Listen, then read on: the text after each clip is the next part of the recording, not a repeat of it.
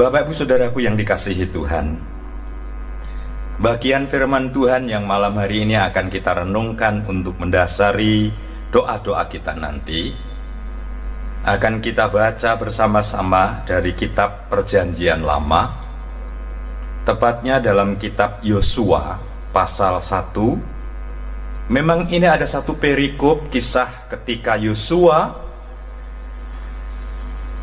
menerima kepercayaan untuk melanjutkan kepemimpinan menggantikan Musa memimpin bangsa Israel menuju ke tanah perjanjian. Tetapi satu ayat saja ingin saya baca untuk kita renungkan pada malam hari ini, yaitu Yosua pasal 1 ayat yang ke-8. Sekali lagi, Yosua 1 ayat 8. Saya ingin membacakan untuk Bapak, Ibu, dan Saudara. Saudara boleh membaca juga di rumah saudara masing-masing dengan penuh penghayatan. Demikian firman Tuhan.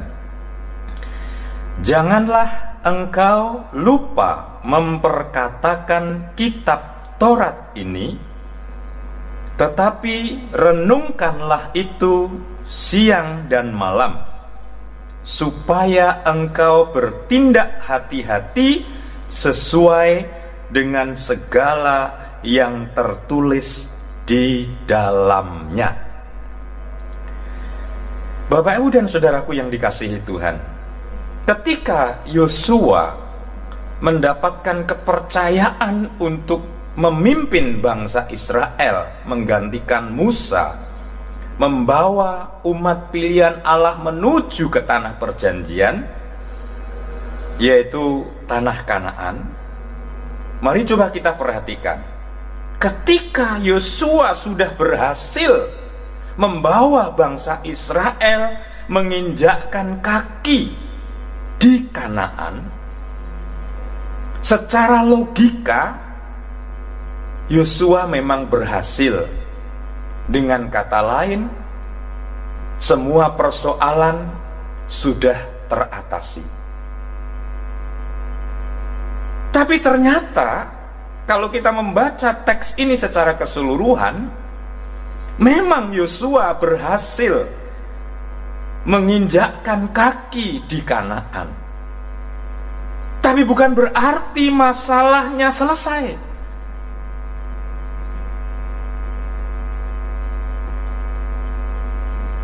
Saudara, justru itulah awal di mana Yosua harus berhadapan dengan masalah yang sesungguhnya. Saya ingin sampaikan sebelum kita lebih lanjut merenungkan apa yang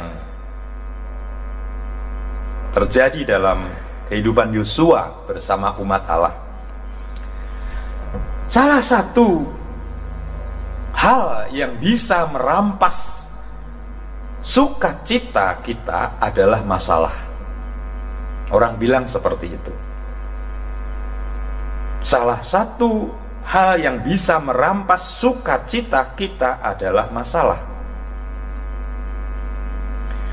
Tetapi saya merasa ini perlu diluruskan. Sebenarnya bukan masalah yang membuat saudara dan saya kehilangan sukacita. Bukan masalah yang membuat saudara dan saya terampas sukacitanya. Seperti kalau sekarang ini saudara dan saya, bahkan hampir semua orang sedang menghadapi masalah yang sama, yaitu masalah pandemi COVID-19 yang sering kita kenal dengan virus corona itu. Kita sedang menghadapi masalah. Sekali lagi saya mau katakan, sebetulnya bukan masalah yang membuat saudara dan saya kehilangan sukacita.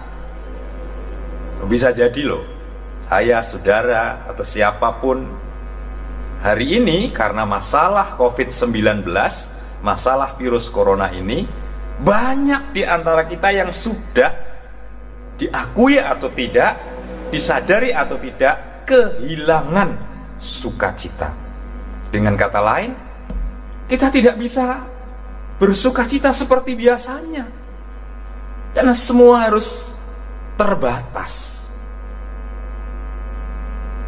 Tapi sekali lagi saya mau katakan, bukan masalah yang membuat saudara dan saya kehilangan sukacita. Lalu apa, saudara? Menurut saya yang benar adalah sikap yang keliru dalam memandang masalah, itulah yang membuat saudara dan saya kehilangan sukacita. Bukan masalahnya yang mengakibatkan saudara dan saya terampas sukacitanya, tidak bisa bersukacita lagi, atau kehilangan sukacita. Tetapi sikap kita yang keliru dalam memandang masalah itulah yang membuat saudara dan saya kehilangan sukacita. Seringkali ketika masalah menimpa, contoh yang nyata seperti sekarang ini, ada begitu banyak orang yang terlalu fokus kepada masalah. Jadi fokusnya setiap hari, bahkan setiap saat itu hanya masalah corona, masalah corona, masalah corona, dengan berbagai macam dampaknya. Hampir setiap hari menjadi fokus sekian banyak orang. Sehingga tanpa disadari, saudara saya, bahkan banyak orang malah membesar-besarkan masalah tersebut. Saudara, perlu kita ketahui, makin kita membesar-besarkan masalah, makin terlihat betapa tidak berdayanya kita menghadapi masalah itu. Oleh karenanya, pada malam hari ini coba mari kita menghayati bersama-sama firman Tuhan dengan belajar bersama-sama. Kalau perlu ya mencoba mengubah cara pandang kita, bahwa yang sesungguhnya bukan masalah yang membuat saudara dan saya kehilangan sukacita, tapi sikap kita yang keliru dalam menghadapi masalah itulah yang membuat saudara dan saya kehilangan sukacita. Tadi saya sudah sampaikan, ketika Yosua berhasil menginjakkan kaki di tanah Kanaan, bukan berarti Yosua bebas dari masalah. Bukan berarti masalahnya selesai sehingga bisa bersukacita. Justru ketika Yosua berhasil menginjakkan kaki di Kanaan, itulah awal di mana Yosua berhadapan dengan masalah yang sesungguhnya, yaitu apa? Musuh. Kalau sudah pernah mendengar ya, bahkan kalau membaca, musuh yang dihadapi Yosua di negeri Kanaan, di tanah Kanaan adalah orang-orang yang tinggi besar. Kalau kita kenal istilah raksasa, bahkan Alkitab mencatat mereka orang-orang yang memakan manusia. Jadi bukan berarti masalahnya rampung setelah berhasil menginjakkan kaki. Justru itulah awal Yosua berhadapan dengan masalah yang sesungguhnya. Dan yang luar biasa, ketika Tuhan menyampaikan pesan pengajarannya kepada Yosua, ya, kita tadi membaca dalam ayat 8, ya. Apa kira-kira pesan Tuhan? Bukan supaya Yosua itu memikirkan atau merenungkan atau menanggapi raksasa-raksasa tadi, manusia-manusia yang besar tadi atau masalah tadi. Tapi justru dikatakan dalam ayat 8, janganlah engkau lupa memperkatakan kitab Taurat ini, tetapi renungkanlah itu siang dan malam. Pesan Tuhan kepada Yosua bukan supaya Yosua fokus kepada raksasa, manusia yang besar-besar itu, tapi supaya Yosua merenungkan dan memperkatakan kitab Taurat. Bapak, Ibu, dan saudaraku yang dikasihi Tuhan, saya tidak bermaksud mengajak saudara dan saya menyepelekan masalah. Saya juga tidak bermaksud mengajari saudara dan saya menyepelekan masalah virus corona ini. Bukan. Tetapi mari kita coba arahkan hati, pikiran, bahkan iman kita bukan hanya kepada masalah-masalah itu, bukan hanya kepada soal virus corona. Mari kita mengambil sikap yang lain. Kita fokuskan, kita arahkan pikiran, hati, dan hidup kita kepada Tuhan dengan segala firman-Nya, dengan segala janjinya.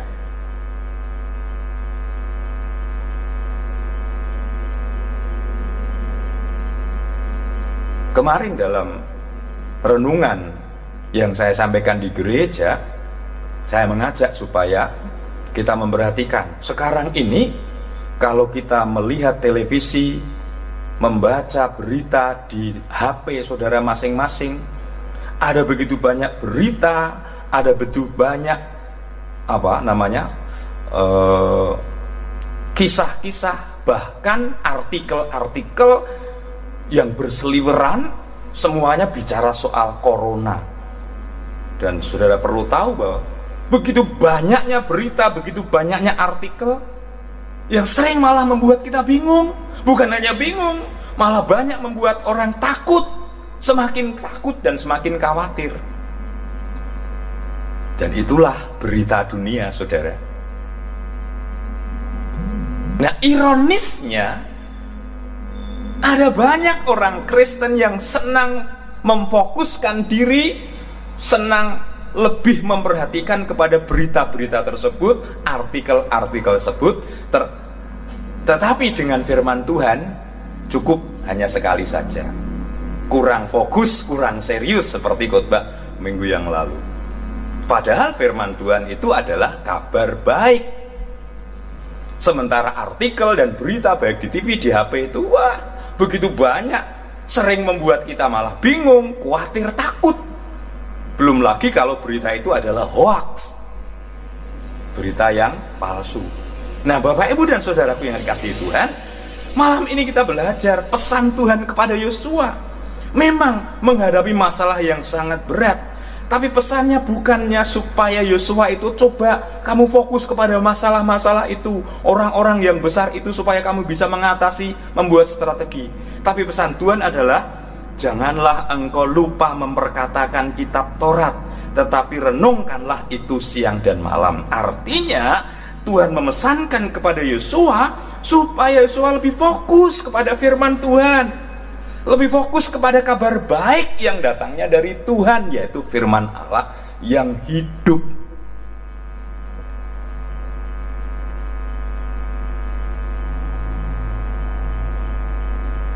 Kalau hari ini kita masih memang menghadapi masalah yang namanya virus corona, sehingga membuat situasi kondisi sekarang ini sulit, berat bagi kita. Malam hari ini mulai coba kita belajar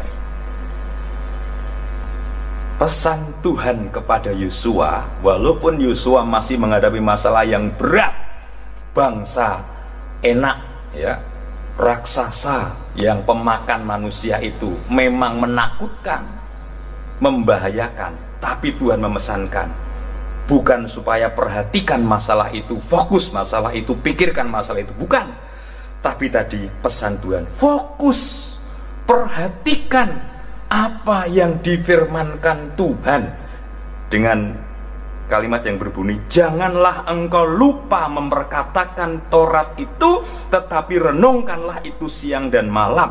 Artinya pesan Tuhan kepada Yosua supaya lebih fokus, lebih serius memperhatikan firman Tuhan, karena itu kabar baik, yang bisa menguatkan, menghiburkan, tidak membingungkan, tapi memberi kepastian.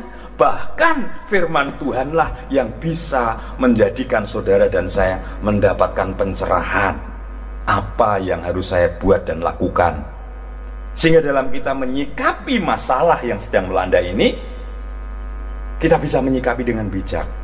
Makanya di depan tadi saya katakan, bukan masalahnya yang membuat kita kehilangan sukacita, tapi sikap kita yang keliru terhadap masalah itulah akhirnya kita kehilangan sukacita.